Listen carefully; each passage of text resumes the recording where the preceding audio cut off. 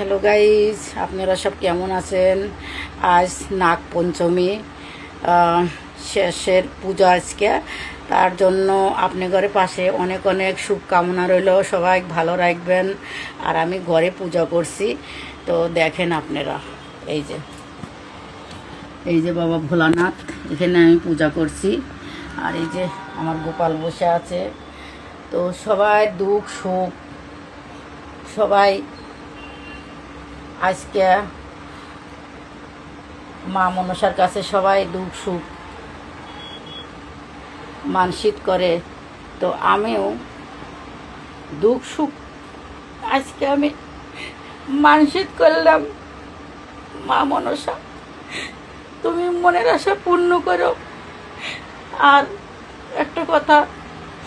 একটা কথা বলছি, মা মনসা, বিনা অন্যায় জাগারে যেরকম সাতাবি, তুমি তাদেরও দেখবেন।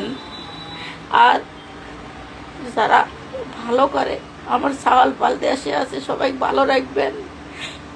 আর বিনা অন্যায় সবাই মিলে যারা সাঁতায় করে, তুমি এই জায়গাটাও তুমি দাঁড়াবে।